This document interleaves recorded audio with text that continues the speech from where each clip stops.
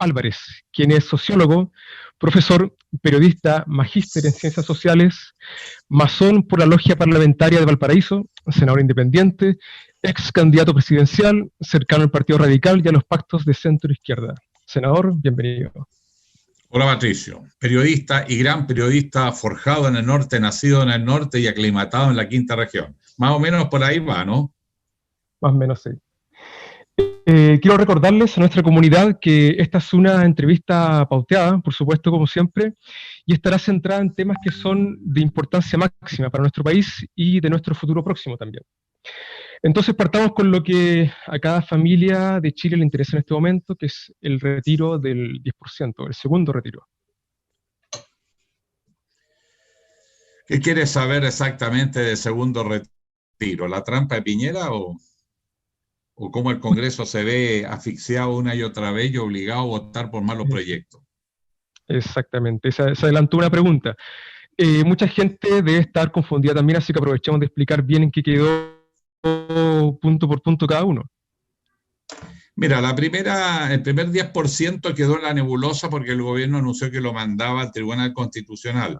Ese es el 10% que es igual al primer 10%, o sea, cero impuestos, no hay condiciones y la persona tiene un tope de hasta el 10% de sus ahorros. Por lo tanto, pueden sacar distintas cifras y que tenía un tope de 4.300.000 pesos aproximadamente. El proyecto de Piñera es distinto porque planteaba como novedoso el cobrarle impuestos al retiro del 10% y partía de los 700.000 pesos para arriba, porque según él, de 700.000 pesos para arriba son los chilenos ricos, los demás altos ingresos. Y no solo eso, sino que además ponía algunas limitaciones porque había que demostrar que la persona había tenido una baja significativa de hasta un 30% en los ingresos y una serie de condiciones de personas de ingresos mayores a una cierta cifra. Es decir, venía con muchas limitaciones. ¿Qué es lo que salió en definitiva? El primer proyecto del 10%, como digo, quedó en el limbo porque va rumbo, no sabemos si al Tribunal Constitucional o en alguna parte. El segundo 10% se votó en el Congreso y finalmente se aprobó y va a pagar impuestos a partir del 1,5 millones. Y va a depender, por cierto, de la cantidad que le dé la cifra que retira. Eso varía porque, obviamente, mientras más alto es, no solo la cantidad es mayor, sino que el porcentaje de impuestos es mayor. Oscila entre 80.000 pesos y 900.000 pesos el impuesto que se aplicaría para los que retiren este 10%, dependiendo de la cantidad que retire. Eso, en eso quedó. No hay limitaciones de otro tipo. Y fue promulgado, acordó de esa manera. El presidente hace unas horas lo promulgó, ya es ley, es cosa de tiempo. Claro, y lo presentó como un gran proyecto del gobierno. En realidad, él lo único que hizo fue aplicar el impuesto a la plata de los chilenos que está ahorrada. Esa plata para no paga impuesto, ¿eh? Ojo, para ser justo, lo voy a interrumpir, para ser justo es de política de curso 1, que siempre se apropien de los grandes triunfos, incluso perdiendo, igual van a decir, sí, esto es beneficio, lo hicimos nosotros. Entonces, claro, creo que ese tema lo vivimos también todos en tantos años de concertación también. Sí, bueno, una virtud nacional. Pero en este caso puntual, lo único que hizo Piñera, porque ya el Congreso había aprobado el 10%, era aplicar el impuesto. De manera que el Estado no está poniendo ni un peso para este sector de la clase media, que en su mayoría es clase media que no ha recibido ningún tipo de beneficio y que frente a la crisis retira su dinero. No me voy a meter en la vida de cada familia porque lo que pasa por dentro no lo sabemos. Una persona puede tener buena situación económica, sus hijos no, sus padres no, sus hermanos no, no sabemos. En una pandemia no hay familia que no tenga problemas. Y por lo tanto lo nuevo es que ahora unas platas que no pagan impuestos, que son los ahorros para efectos previsionales y que aquí se autorizó sacar una situación de emergencia, ahora se le va a poder aplicar impuestos. Y es un precedente de que se van a poder tributar a futuro por otras causas del gobierno de turno. Por lo tanto, es bien peligroso ese cobro de impuestos porque cambia las reglas del juego. Esperemos que no sea así, más aún con la oportunidad de escribir una nueva constitución. De eso vamos a hablar más adelante. Quiero preguntarle, más que preguntarle, ahondar más en esta verdadera problema que se presenta. que es que el gobierno no está entregando verdaderos recursos, no está saliendo a endeudarse, ni tampoco está haciendo este cobro de impuesto progresivo a los verdaderos ricos de Chile. Y se está por segunda vez haciendo que la clase baja y la clase media sean quienes paguen de nuevo una crisis. Andemos en ese tema, por favor. Bueno, andemos por una razón obvia. Ese 10% significará unos 17.000 millones y esta vez son menos porque hay gente que ya retiró la plata, ya no le queda, van a ser menos los que van a poder retirar. Serán unos 15.000 millones que son los que han explicado una cierta reactivación económica que el gobierno también se la apropió como producto de su política económica. O sea, la gente no solo se tiene que salvar a sí misma, sino que tiene que salvar al país y los méritos se los pretende llevar el presidente. Me parece claramente un abuso. Pero además de eso, es evidente que se produce una vulnerabilidad a futuro para efectos previsionales y ahí se queda un vacío que habrá que resolver en el proceso constituyente, cómo se va mejorando las pensiones. Para eso una condición esencial es mayores aportes al fondo previsional. Y probablemente vamos a avanzar hacia un sistema donde va a estar el ahorro individual, pero también el ahorro y aporte del empleador y del Estado, como es en todos los países del mundo. Si nadie puede tener sistema previsional, si en el fondo es un ahorro obligatorio, eso no es sistema previsional en ninguna parte, eso tendrá que verlo el proceso constituyente. Yo no soy partidario de adelantar la discusión de la reforma al sistema previsional, porque si ocurre lo que pide algún sector, incluso no solo de la derecha, también de la izquierda, de venir a discutir ahora, va a ser una reformita del sistema AFP y ningún cambio sustancial. Por eso personalmente creo que debe dejarse como tema del proceso constituyente. Le entiendo. Ahora volviendo al tema muy puntualmente de cómo ayudar a las familias. Entiendo que existe toda un sistema complejo de discusión donde no se le puede solamente decir al Poder Legislativo, ustedes hagan y dejen de discutir. Se entiende que hay partes, hay quienes votan a favor, hay quienes se abstienen, pero realmente usted como senador, quien va todos los días a la Cámara, ¿qué solución podría existir a pronto para las familias que están esperando estos recursos que vengan de parte del Estado? Bueno, lo que hacen los países más desarrollados, no es que los chilenos o las personas se coman sus propios ahorros previsionales, esto fue una situación excepcionalísima frente a la inactividad del Estado. Lo lógico es que el Estado chileno, que no está sobreendeudado en comparación con otros países, que tiene ahorros para emergencia, use esos ahorros para ayudar a las familias, porque al ayudarlas además reactiva la economía. En todos los países, cuando hay crisis, una de las políticas que más se recurre es a inyectar recursos al sistema porque eso mueve la demanda y eso a su vez mueve la economía. En consecuencia, Chile tiene ahorros, pero además ha ido perdiendo la oportunidad de salir a buscar plata afuera cuando estaba más barata. Esto, en la medida que se alargue la crisis, va a ser más difícil obtener inversión extranjera o recursos extranjeros, préstamos, créditos. Si nosotros salimos entonces, y pedimos esos créditos, senador, podemos sostener una política de apoyo a la clase media y al sector popular. ¿Es un tema ideológico? Por cierto, el concepto de sociedad, concepto de país y qué se hace con los recursos. Nosotros, por ejemplo, en junio aprobamos en el Congreso, yo voté en contra, pero se aprobó una reforma tributaria que mandó el presidente Piñera, que dijo que era pro reactivación, pro empleo y pro pyme. Y por lo tanto se le bajó el impuesto a las utilidades de las empresas. Desgraciadamente parece que el presidente no está enterado que las pymes en su inmensa mayoría no han podido trabajar, tienen ingresos muy inferiores, algunas ningún ingreso, y por lo tanto mal pueden descontar impuestos de utilidades que no tienen. En cambio, las grandes empresas sí se benefician y se aplicó impuestos que son claramente antipímenos, porque es la depreciación acelerada a la innovación tecnológica, etcétera. Tú comprenderás que además son beneficios aplicables al impuesto del 1% a las nuevas inversiones, sobre 10 millones de dólares. No conozco pymes en Chile que hagan inversiones de 10 millones de dólares, ni que hagan recambio tecnológico.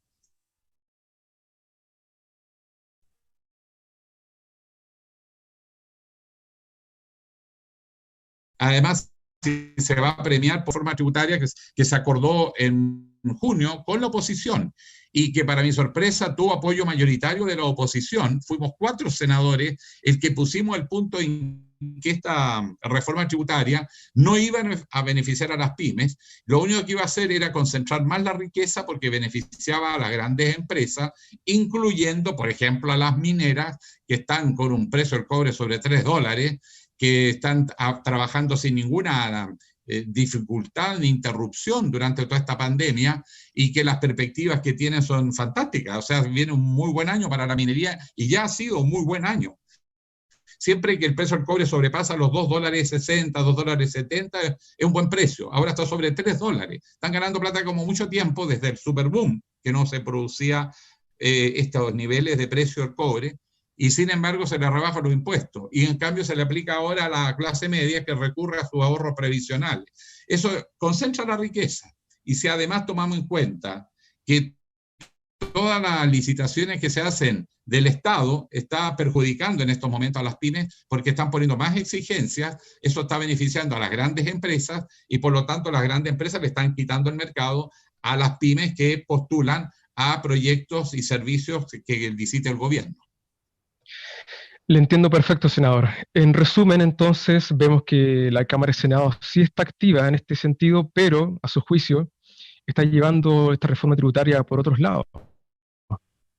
Bueno, eso hay que preguntarle a los senadores que votaron a favor. Más bien para facilitarte la pega, te diré que votamos en contra Ignacio Latorre, Alejandro Navarro, Yanna Proboste y yo. Los demás votaron a favor de esta concentración de la riqueza, habiendo hecho discursos que decían que esto no era para nada beneficioso para las pymes, pero que lo único que habían podido obtener era una mesa técnica para hacer seguimiento de la crisis que están viviendo las pymes y que por lo tanto no se les aporta recursos y lo reconocen y sin embargo benefician a las grandes empresas. En Chile hay mucho discurso, Patricio, pro pyme, pro clase media, pro gente humilde, gente vulnerable, pero la verdad es que los proyectos de ley que se aprueban en este tiempo en el Congreso han ido todos en beneficio de los grandes ingresos. O sea, en suma, vamos a contraciclo. En vez de ayudar a la gente que está más complicada, están ayudando a las grandes empresas a concentrar más la riqueza. Les puedo asegurar que cuando se saque la estadística de lo que ha pasado con la riqueza en Chile después de la pandemia, los más ricos van a ser aún más ricos y los pobres más pobres y la clase media más endeudada.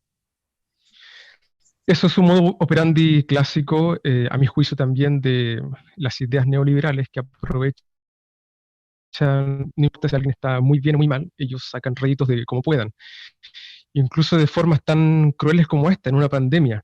Ahora quisiera volver un poco porque quiero transparentar las posiciones políticas de quienes sí están, a su juicio, trabajando por el, digamos, votaron en contra de este proyecto que usted menciona en la Cámara de Senado. No, pero ya se aprobó, eso ya se aprobó desde... Bueno, pero para reconocer quiénes lo votaron en contra. Ignacio Latorre es de Frente Amplio, ¿verdad? Sí.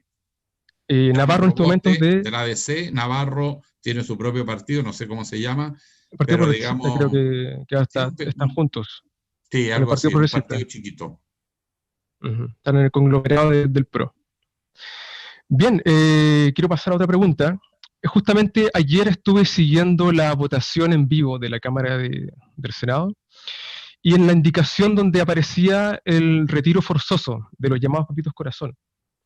Vi que usted votó se abstuvo más bien. ¿Podría explicarnos por qué? No, yo voté a favor de eso, pero hay un aspecto que me abstuve porque está mal implementada la ley y los jueces dijeron que había que modificarlo.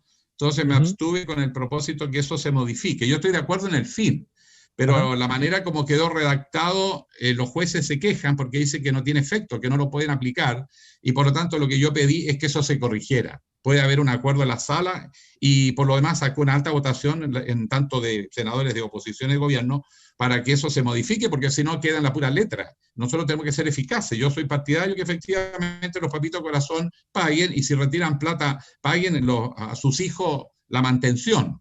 Pero la ley tiene que ser eficaz, tiene que estar bien redactada y ahí no iba a servir, dijeron los jueces.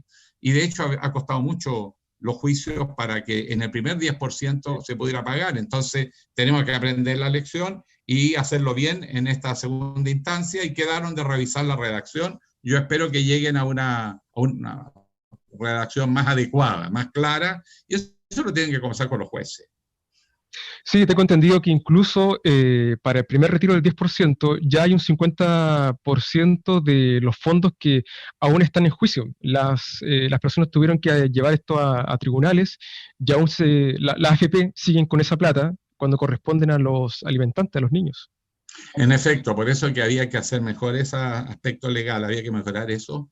Y Ujú. por lo tanto, si tú lo aprobabas, iba a quedar firme lo que estaba. En cambio, si lo rechazabas, obligabas, no oponiéndose, sino que absteniéndose para dar la señal de que había que redactar de nuevo esa disposición para que sea efectivo el cobro, porque si no, vamos a terminar en los tribunales y en los tribunales pueden pasar años en un litigio. Entiendo perfectamente, senador. Vamos entonces al segundo tema que es muy importante, muy a pesar también de la prensa clásica, que no está tomando el tema, sino es como para ir contra el mensajero. Me refiero a las triangulaciones de Piñera. Mm. ¿Qué opinión tiene usted de este tema? Hay que obviamente hacer la investigación legal con todos los antecedentes, pero esto de los fideicomisos ciegos, las triangulaciones de plata han sido siempre conocidas. La opinión Ajá. pública lo sabe, lo sabía de antes porque también lo hizo en el pasado, la primera vez que fue presidente. Incluso Piñera siempre anda con un computador y ese computador lo instala donde él llega y empieza a operar con su ayudante que le maneja las compras y ventas de acciones. Yo soy testigo de ello porque lo vi cuando trabajaba en Chilevisión y me llamó la atención porque está el día entero en función de las operaciones, o sea, va, viene, está todo el Wow. rato moviéndose y yo te digo, cada 10 minutos va a hablar con su operador. En ese sentido, una persona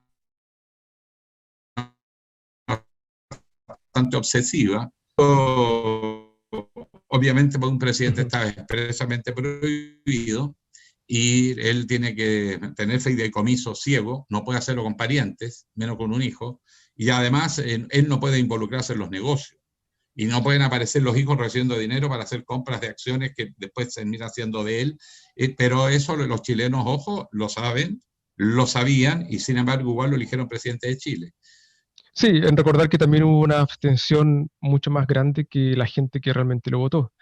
Pero estando de acuerdo en que esto es gravísimo, si estamos de acuerdo con ello, ¿por qué piensa que no fue grave en su momento y lo es ahora sí? No, si siempre ha sido grave. Lo que pasa es que una cosa es lo que dice la ley y otra es lo que dice el sistema de poder. Cuando los Ajá. jueces no se atreven a aplicar el principio de la ley, tú ves que en Chile, no es casual, los jueces nunca se tiran contra las grandes empresas, no se tiran nunca contra los grandes poderes. Primero porque un juez para llegar a la Suprema pasa por el poder político, pasa por el Congreso, por el Senado, que es el que nombra a los jueces. Y muchos jueces que han tenido unas trayectorias impecables se han visto perjudicados cuando han postulado a la Corte Suprema o los han postulado sus pares o sus superiores, cuando ellos han sido miembros de Corte de Apelación y tienen que ascender a la Suprema, se mandan a una esquina. Generalmente los que han sido muy rigurosos en la ley, todos han tenido problemas. Entonces también es un sistema perverso que hace que los jueces estén muy dependientes de lo que pasa con el poder político y por lo tanto nunca se tiran a los poderosos porque saben que los poderosos influyen en la política, Claro. financiando la política o ejerciendo la política. Y eso hace que haya impunidad en Chile. Por eso la gente reclama de abuso. No es solo la desigualdad, el abuso flagrante y el incumplimiento de las leyes por grupos que son privilegiados, y en este caso los jueces. Y existe todos los días, de todas las formas que tú te puedas imaginar.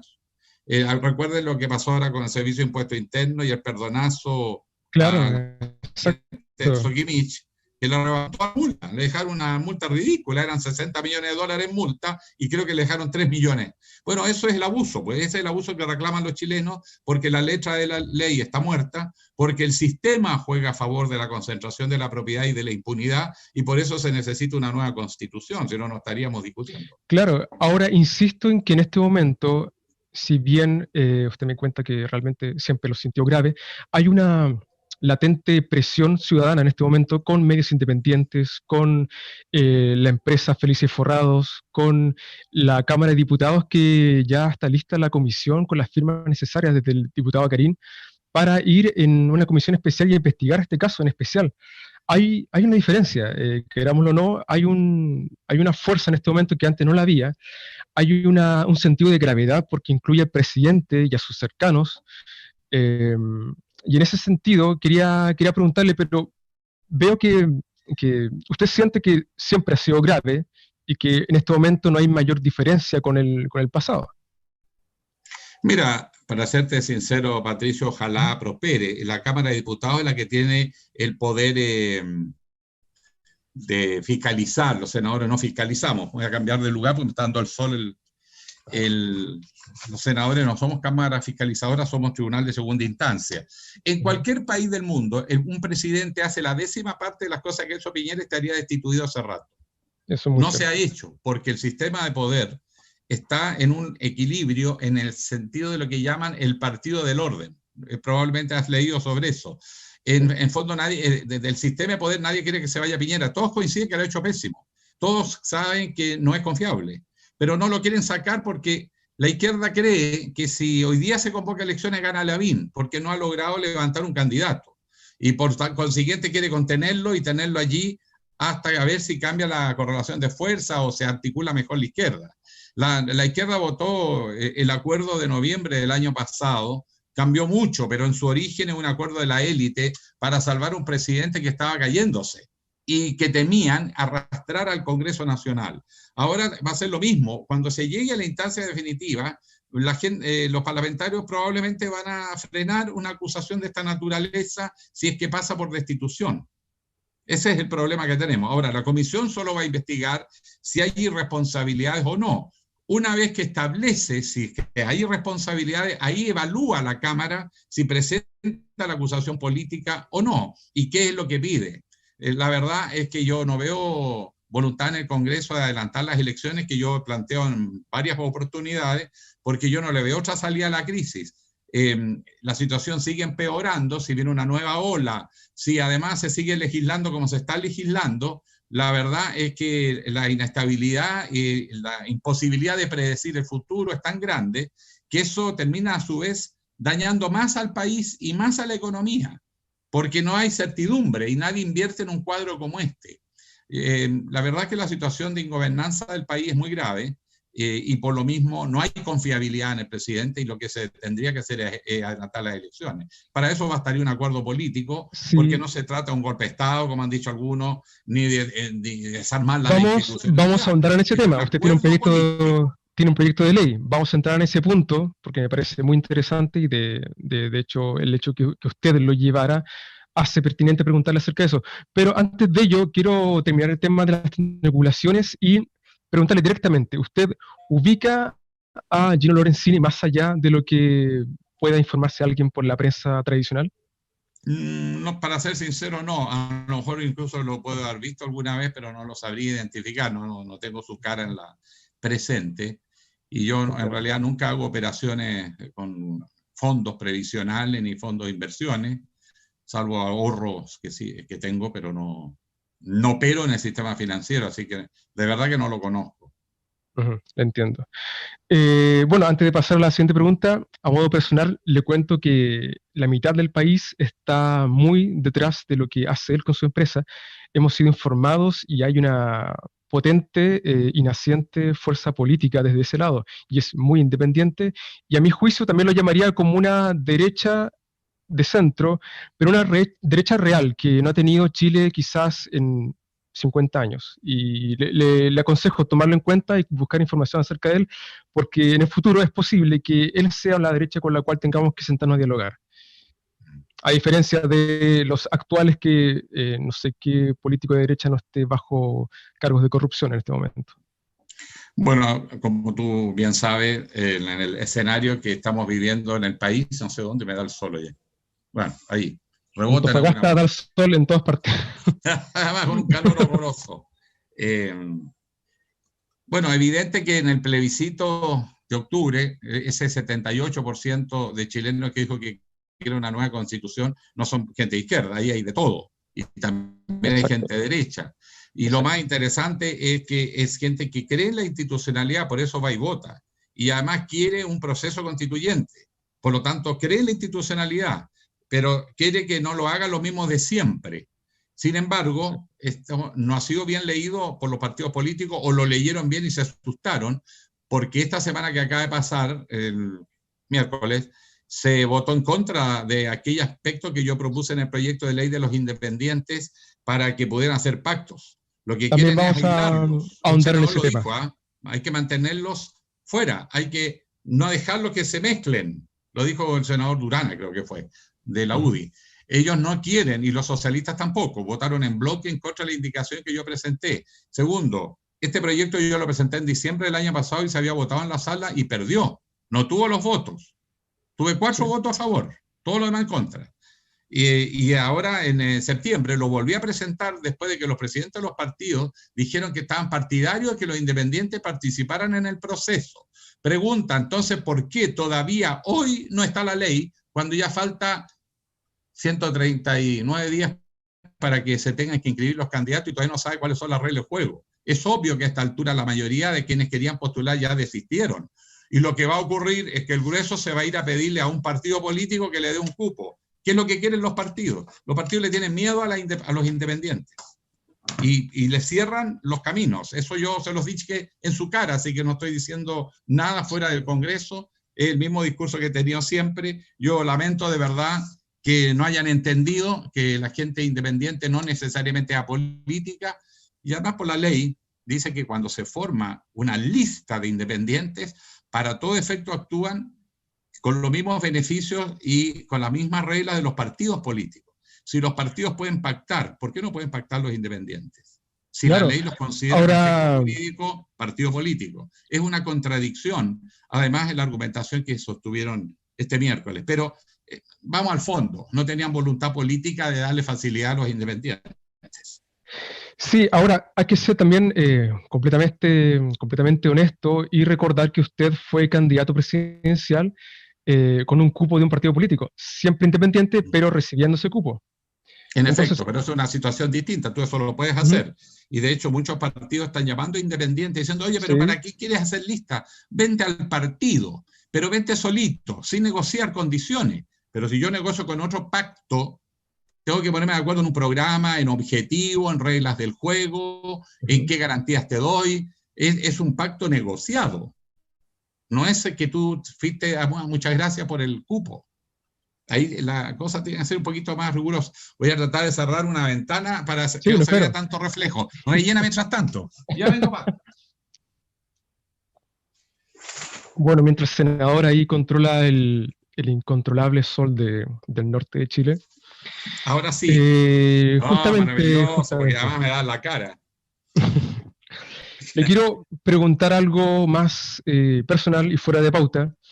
¿Usted se sigue sintiendo independiente o tuvo que hacer un pacto cuando tuvo que estar como candidato presidencial?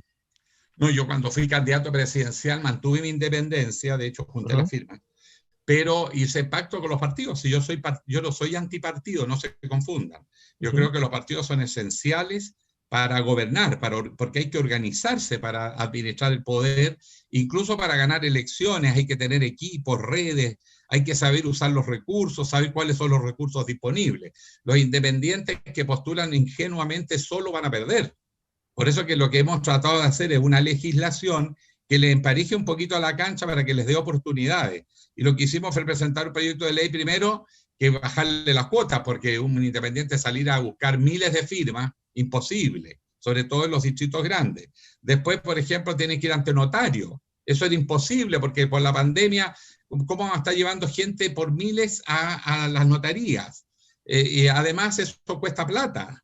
Y se logró avanzar en eso de que van a poder hacer inscripción por internet y además evitan el costo y se bajaron los umbrales, depende del número de ciudadanos en ese distrito de los que votaron en la última elección. Entonces varía y depende, como digo, del número de electores. Pero en general se bajó a rangos más razonables. Eso está bien.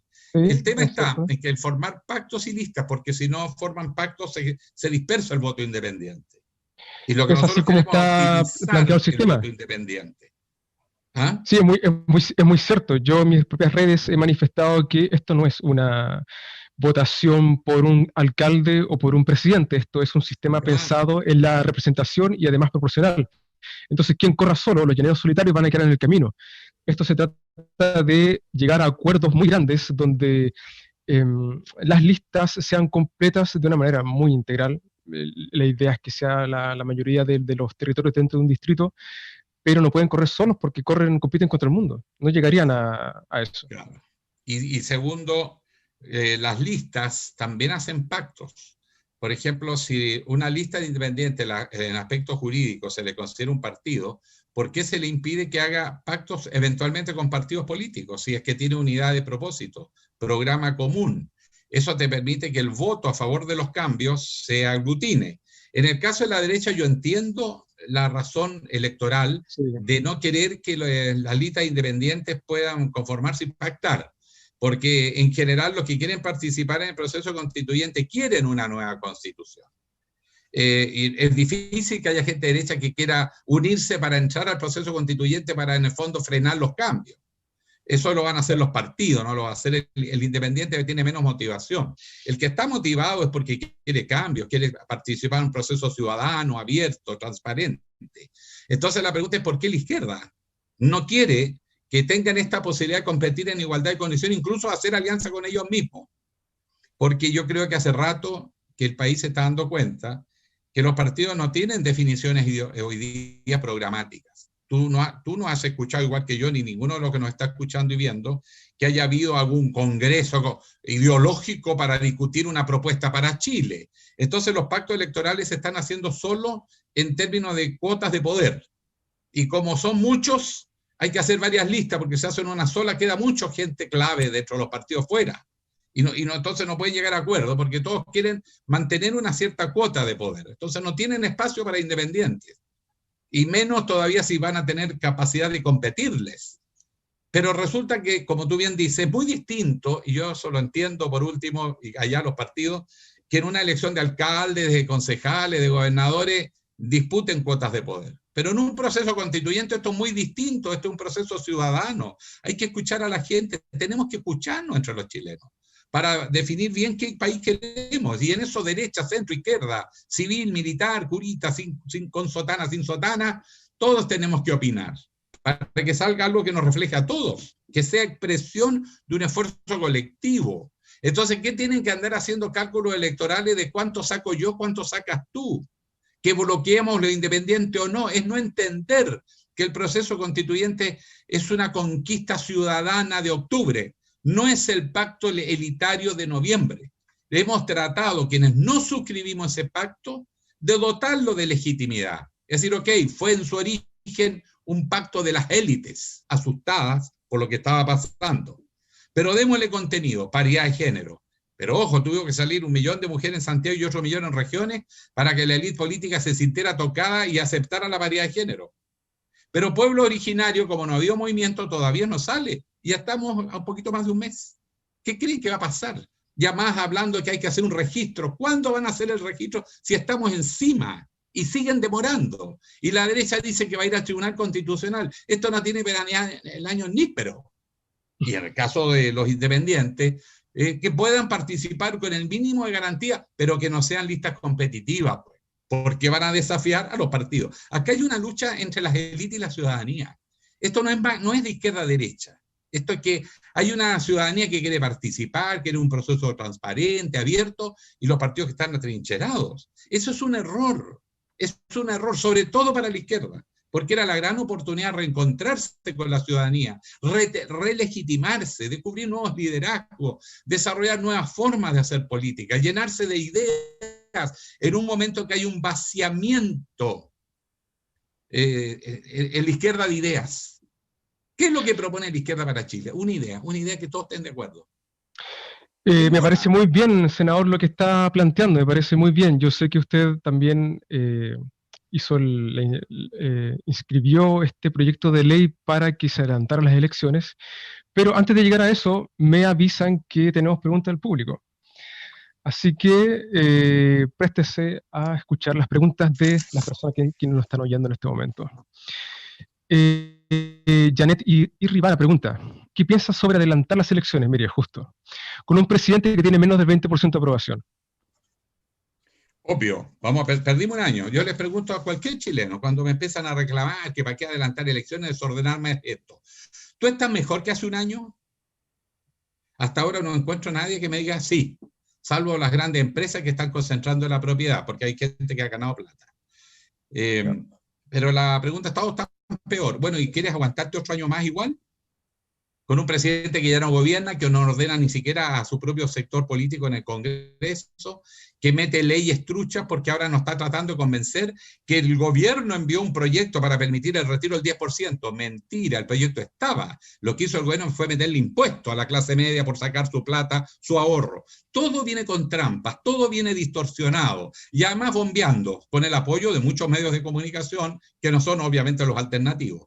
Entonces, en ese contexto, el país está perdiendo, la gobernabilidad está caída, no hay credibilidad ni confianza en el futuro, estamos en medio de una pandemia y probablemente vengan nuevas olas de la pandemia.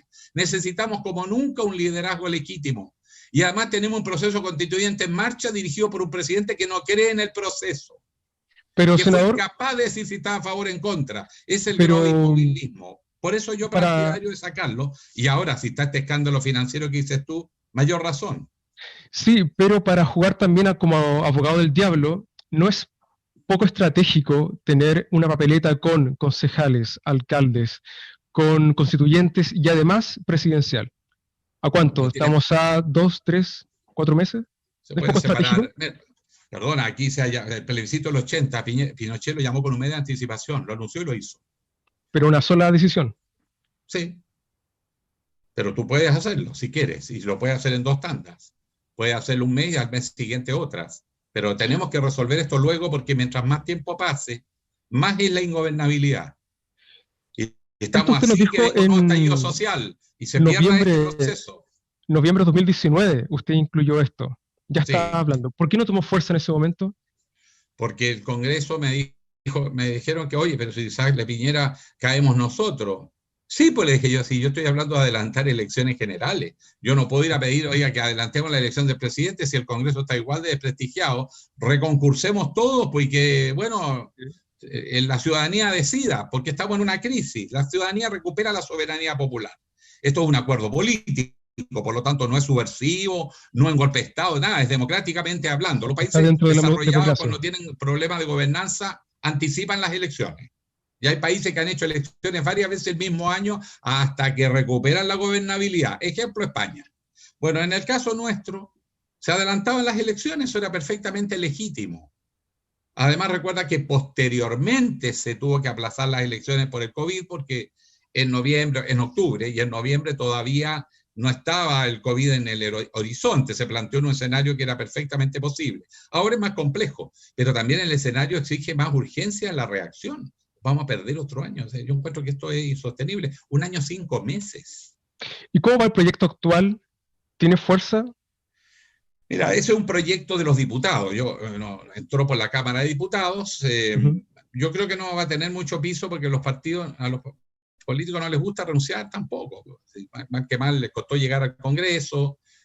Hay senadores que llevan 2 años y medio, entonces es distinto para uno que ya está de salida. Entiendo las aprehensiones, pero yo creo que dentro de todo lo que está Chile cambiando, hagámoslo de una vez. Y con un Sí, gobierno lo ya veo, relegitimado por el voto popular, ese mismo gobierno lidera el proceso constituyente, inicia la descentralización del país. Ese es otro caso. Nosotros vamos a votar gobernadores.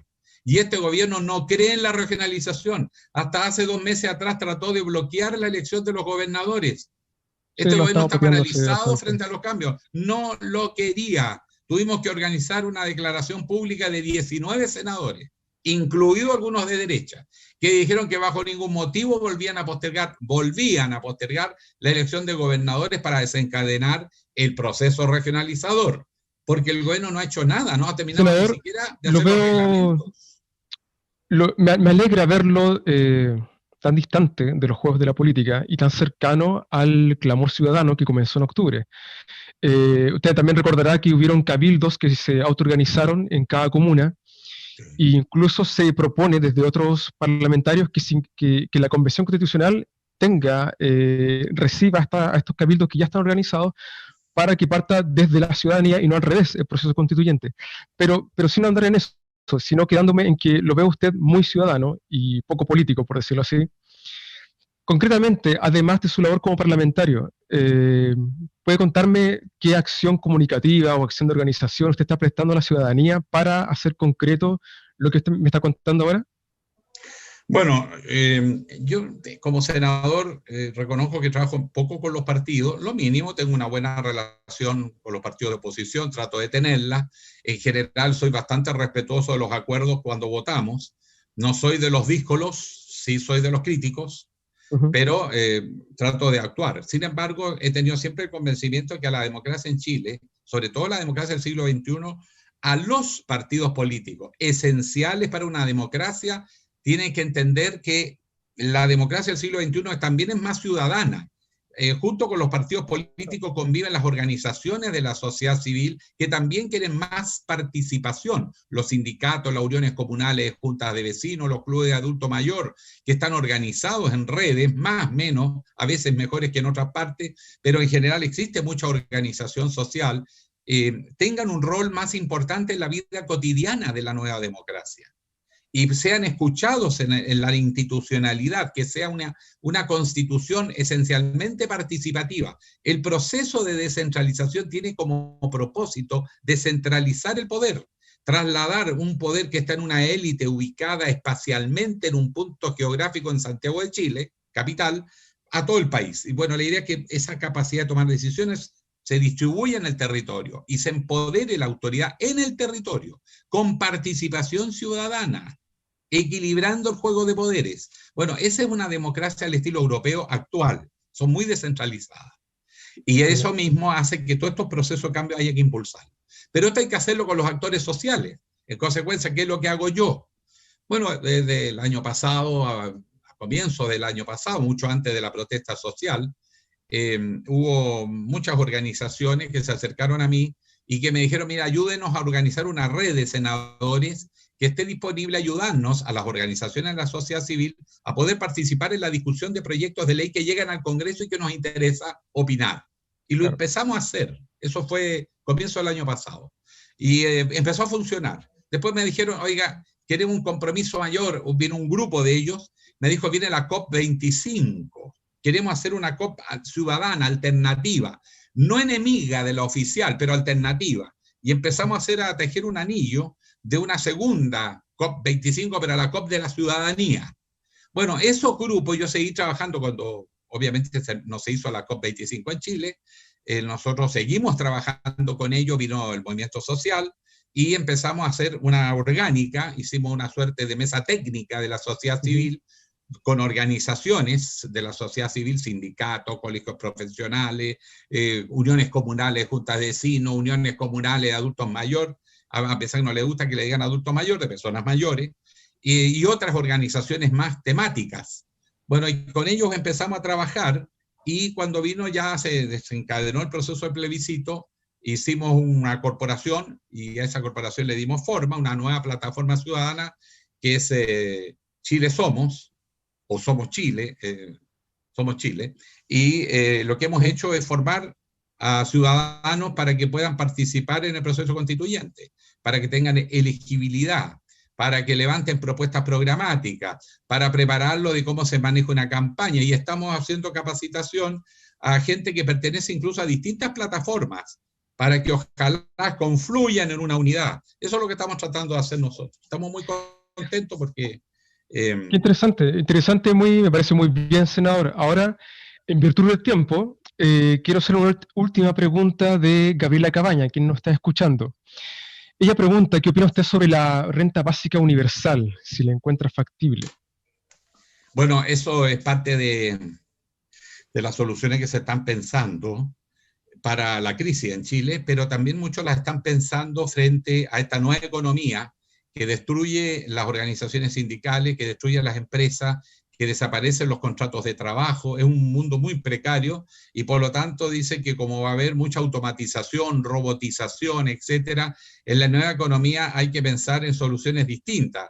La verdad es que con la concentración de la propiedad, la concentración de los procesos productivos y a su vez la atomización de la fuerza de trabajo, la capacidad de negociación colectiva se debilita mucho. Y una de las maneras que ven como futuro, como diseño estratégico, es que todo ciudadano tenga asegurada una renta básica, no solo para una coyuntura como la que estamos viviendo, sino una renta básica permanente. Y eso permita que sean consumidores también y ayudan a mover la economía con el consumo, etcétera. Son soluciones que se están pensando para la nueva economía, para el mundo que viene, como para garantizar pisos mínimos a la población. Y en Chile Claro. esto se instaló fundamentalmente por la pandemia, que se asegure un sueldo básico a todas las familias para que puedan Sí. enfrentar la pandemia el tiempo que dure, porque esto se va a alargar y lo que no puede no hacer un gobierno es alimentar a la población.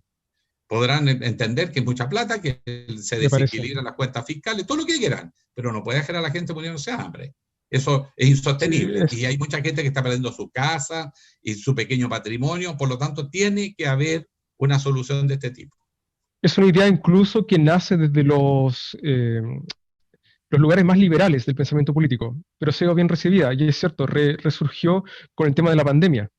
Ahora lo quiero invitar a una dinámica interesante para terminar y entregar el programa que pronto viene a las 7, Marcel Cloud, en una entrevista también por acá, por Elecciones Live. Entonces, yo voy a nombrarle personajes de la política, personajes que usted conoce, y me dirá bien cortito qué piensa de cada uno. Y vamos así haciendo un pimponeo. ¿Qué le parece? Póngale. Franco Parisi. Fíjate que fuimos bastante amigos, le tengo gran aprecio, es un economista bastante crítico y su nombre siempre está rondando para algún cargo. Lo intentó y lo hicieron pedazo. Eso también es política de curso uno, hacer pedazo a quien es un outsider. Y es lo que a mi juicio está pasando con Gino Lorenzini. Probablemente, claro. Sí. Vamos por el segundo, Pamela Giles. Bueno, Pamela es una periodista francotiradora que hace política poniendo temas muy fuertes, pero es una manera de darle un cierto dinamismo a la política. Yo puedo no compartir ese estilo, pero reconozco que es un derecho que ella tiene a ejercerlo. Y segundo, que tiene una cierta funcionalidad porque provoca y Ujú. obliga al resto a pronunciarse, no necesariamente a favor, pero los pone en aprieto. Y eso también hace falta en la política chilena. Estas cosas extremadamente correctas también ahogan la creatividad. Entiendo. José Antonio Cast.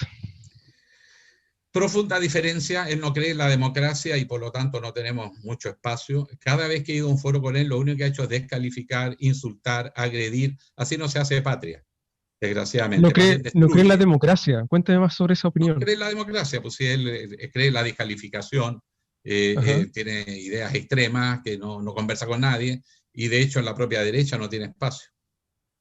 Eso es más que una opinión, eso es un hecho. En verdad aparecen las noticias que no quieren hacer pactos con él los partidos clásicos de Es que derecha. es muy destructivo. Yo creo Sí. que, bueno, no puedo Veamos, entrarme en el alma de él, justamente pero le voy a nombrar a alguien que va justamente del otro lado, alguien que es amigo de todos y podríamos decir que esta persona es Joaquín Lavín. yo creo que de verdad es como un flan. Se mueve en la dirección del movimiento, pero no tiene consistencia. Nadie puede creer que quien fue pinochetista extremo. Acuérdense que él escribió un libro, La Revolución Silenciosa, Sí. alabando el régimen militar y que veía en la educación un gran área de negocios, como dice en su libro, ahora se puso socialista. O sea, yo creo que la política Ya requiere el seriedad. socialdemócrata se puso. Sí, bueno, el Socialdemócrata. socialismo europeo, socialismo democrático. Exacto. Pero él no es socialdemócrata y él no sabemos lo que es. Estas ¿Usted cree que la gente reinvenciones, pueda cambiar? cambiar sí, pero hay consistencia, pues no es Ujú, simplemente declaraciones según la situación. ujú, Tiene un cambio de entiendo. vida también. Bueno, entregamos el programa para que se queden los expectantes con la entrevista de Marcel Cloud. Le agradezco mucho, senador, coterráneo, ambos somos de Antofagasta, ambos trabajamos en Valparaíso, cada uno en su aspecto. Le agradezco y hubieron preguntas que no alcanzamos a dar, porque déjeme decirlo, usted es muy bueno para hablar, senador. Se nota nota lo periodista. Pero bueno, estuvo interesante, así que le agradezco mucho. Gracias. Que Gracias, esté bien. Patricia. Igual.